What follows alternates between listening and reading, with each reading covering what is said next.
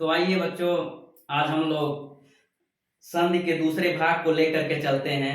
आप सभी बच्चे चैनल को सब्सक्राइब कर लीजिएगा और वीडियो को लाइक कर दीजिएगा। आपको हर प्रकार का वीडियो मिलेगा, चाहे छोटे बच्चे हों, चाहे बड़े बच्चे हों, चाहे कंपटीशन की तैयारी करने वाले बच्चे हों, सबके लिए हर सब्जेक्ट से आपको वीडियो उपलब्ध रहेगा। आप लोग वीडियो को सब्सक्राइब ज़्यादा से ज़्यादा लोग जरूर कर लीजिएगा।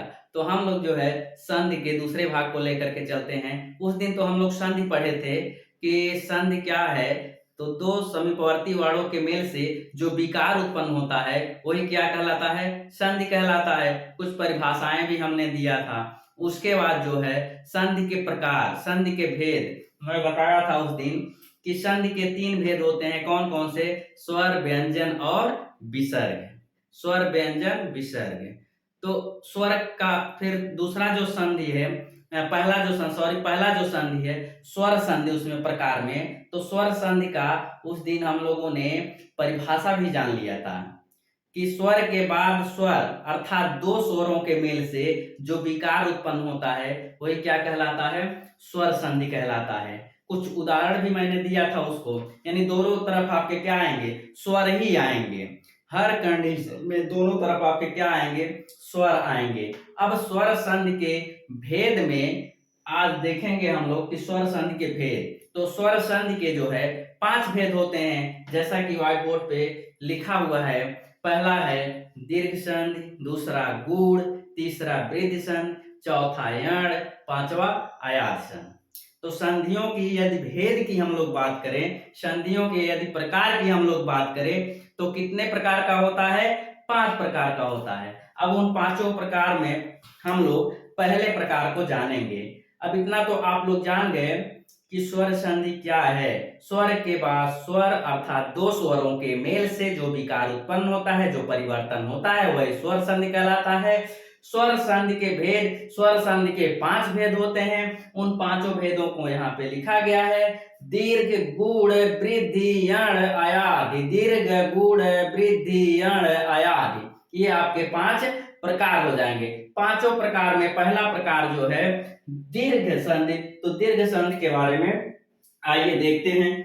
अब दीर्घ मतलब यहाँ ऐसे भी शब्द से आप देखिए, शब्द से आप पकड़िए कि दीर्घ मीन्स क्या हो रहा है, बड़ा, कुछ बड़े की बात की जा रही है। दीर्घ मीन्स कुछ बड़े की बात की जा रही है। दीर्घ मीन्स बड़ा, यानी अंततः कुछ बड़ा ही होगा।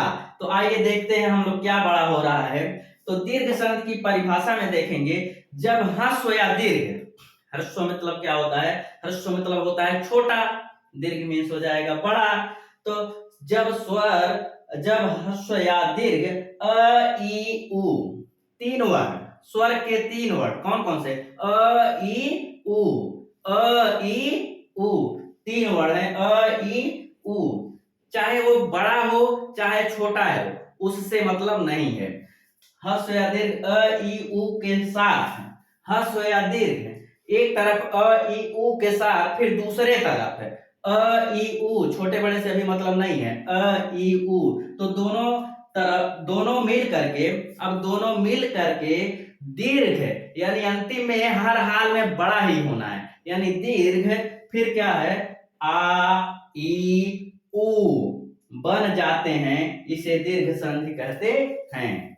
एक चीज यहां से साफ साफ जान लीजिए, दीर्घ संधि मीन्स होता है कुछ बड़ा ही करना होता है। तो दीर्घ संधि में अब देखेंगे, जब ह्रस्व या दीर्घ 3 वर्ण अ ई उ, ह्रस्व या दीर्घ उससे मतलब नहीं है, ह्रस्व या दीर्घ अ ई उ के पश्चात क्रमशः फिर ह्रस्व या दीर्घ अ ई उ जब आते हैं तो उन दोनों के मेल से, मिलने से दीर्घ आ ई उ, आ ई उ बन जाते हैं या हो जाते हैं। तो उसे ही कौन सी संधि कहा जाता है, दीर्घ संधि कहा जाता है।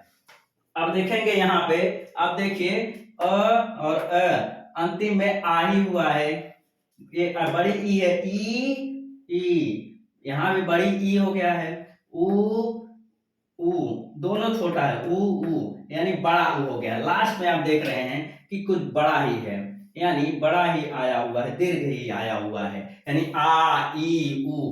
इधर आप देखेंगे दाएं बाएं कोई भी हो, छोटा बड़ा से यहाँ मतलब नहीं है। जैसे इसमें दोनों छोटा है, इसमें एक छोटा एक बड़ा है एक छोटा है, यहाँ दोनों छोटा है, लेकिन अंतिम में क्या हो गया है, अंतिम में जाकर के बड़ा ही हो गया है। आ ई उ ये तीनों वर्ड अंतिम में जाकर के बड़ा ही हो गए हैं, यानी दोनों तरफ समान स्वर। और एक चीज इसमें देखेंगे, पहले तो ये जान लीजिए कि अंतिम में जाकर के बड़ा ही होंगे, और बड़ा आ बड़ा ई बड़ा ऊ। इधर जो है दाएं और बाएं, इससे मतलब जो है छोटा भी आ सकता है बड़ा भी, यानी यहाँ ह्रस्व भी आ सकता है और दीर्घ भी आ सकता है, लेकिन लास्ट में आपके जाकर के क्या होगा, बड़ा ही होगा, यानी दीर्घ ही होगा। तो आ के बाद जो है बड़ा आ हो जाएगा, ई के बाद बड़ी ई, ऊ के बाद बड़ा ऊ, तो लास्ट में बड़ा ही होगा। यहाँ पे ऐसे आपने देखा, जैसा कि परिभाषा में भी आपको उसी तरह से मिलेगा। तो परिभाषा आप रट्टे मारने की जरूरत नहीं है, आपको ऐसे भी पता चल जाएगा। जब ह्रस्व या दीर्घ आ चाहे जो भी ई चाहे उ, यानी ह्रस्व या दीर्घ अ ई उ के बाद ह्रस्व या दीर्घ अ ई उ आए, तो उसके मिलने से परस्पर आ ई उ यानी दीर्घ यानी बड़ा हो जाएंगे लास्ट में जाकर के, ये आपके परिभाषा हो जाएंगे। और दूसरी चीज इसमें जानेंगे, जो ये दीर्घ आपकी संधि है, इसमें दोनों तरफ समान स्वर आएंगे, समान स्वर आएंगे, समान स्वर होंगे। आ के बाद अ या आ ही आएगा, ई के बाद ई या ई ही आएगा, उ के बाद उ या उ ही आएगा। ऐसा नहीं कि आ के बाद उधर ई आ जाए, या इधर ई के बाद उधर आ जाए, या इधर उ के बाद उधर जो है री आ जाए, ऐसा नहीं है। समान ही होगा, समान स्वर होंगे आपके दीर्घ संधि में। ऐसा नहीं है यहाँ पे कि प्लस प्लस प्लस होगा तो माइनस माइनस प्लस होगा, माइनस प्लस प्लस होगा, माइनस होगा, और माइनस प्लस माइनस होगा, ऐसा नहीं है। यहाँ पे जो है एकदम समान होंगे। अगर उधर प्लस है तो इधर भी प्लस, यानी इधर अ है तो उधर भी अ होगा, इधर ई है तो उधर भी उ होगा, इधर ई है उधर जो है उ है तो उधर भी उ होगा। इसमें जो है समान होते हैं। उदाहरण भी देखेंगे तो और आपको क्लियर हो जाएगा। पहला उदाहरण है सत्य धन अर्थी। सत्य धन अर्थी यानी सत्यार्थी का संधि विच्छेद क्या है, सत्य धन अर्थी, तो ये संधि विच्छेद है आपका। अब देखेंगे क्या है, ये सत्य है और ये अर्थी है, दोनों मिलकर के क्या हुआ है, सत्यार्थी हुआ है। तो सत्य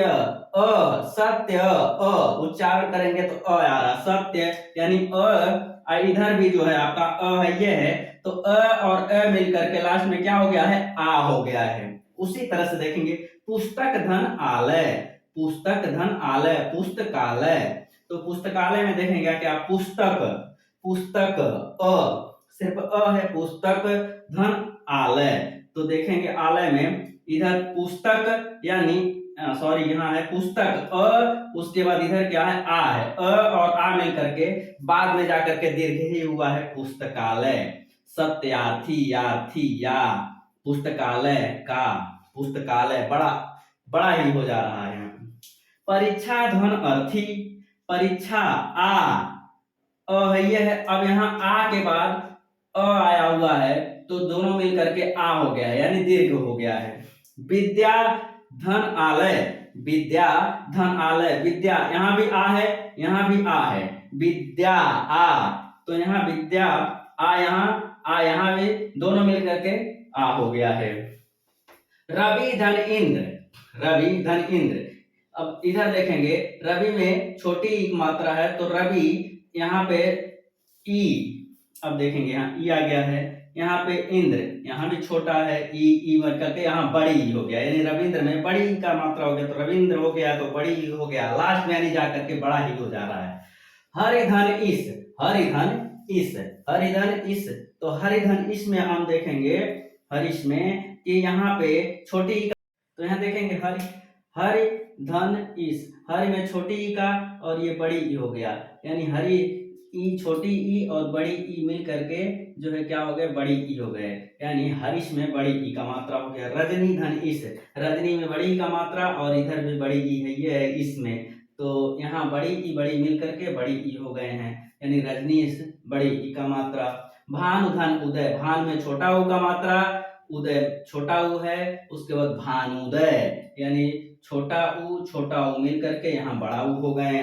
बधु धन उत्सव, बध में बड़ा ऊ का मात्रा, ऊ इधर छोटा वाला है, तो यानी बड़ा ऊ छोटा ऊ मिल करके बड़ा ऊ हो गए।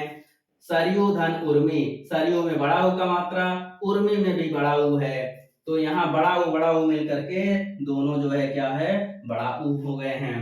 तो इस कंडीशन में आप देखेंगे कि जो है हर हाल में आपको यहाँ देखेंगे बड़ा ही आपको मिल रहा है, यानी दीर्घ ही आपको मिल रहा है, तो इसलिए ये दीर्घ ही है। हर हाल में आपको अंतिम में मात्राएं क्या हो जाएंगी, बड़ी ई की मात्रा उसमें रहेगी, लगेगी ही। जैसे इधर भी रविंद्र, कविंद्र, मुनिंद्र, ये सब हो जाएंगे, तो बड़ी ई का बड़ा आ, तो वही हो गया कि बड़ा आ, बड़ी ई, बड़ा ऊ लास्ट में जाकर के हो जाता है। तो ये आपके दोनों तरफ यानी इसमें समान स्वर ही रहेंगे। तो आपको क्लियर हो गया होगा कि स्वर संधि के 5 भेद होते हैं। दीर्घ, गुण, वृद्धि, अण, आयादी होते हैं। उसके बाद दीर्घ संधि में जो है आपने परिभाषा देखा कि जब ह्रस्व या दीर्घ अ, ई, उ के पश्चात फिर अ, ई, उ आए, तो दोनों के मिलने से परस्पर बड़ी ई, बड़ा ऊ और बड़ी ई, बड़ा आ, बड़ी ई, बड़ा ऊ हो जाता है, यानी सब बड़ा ही हो जाता है। और इसमें पहचान है दोनों तरफ स्वर ही रहेंगे, दोनों तरफ क्या रहेंगे, समान स्वर रहेंगे, समान स्वर रहेंगे। अब इतना परिभाषा, इतना जो है उदाहरण आप लोगों ने देखा, जिसमें इधर देखेंगे सभी जो है क्या है, बड़े ही हैं, दीर्घ हैं। तो आए है आपके दीर्घ संधि। इसके बाद दूसरा जो है हम लोग पढ़ेंगे गुण संधि। तो उम्मीद है कि आप लोगों को अच्छे से समझ में आया होगा।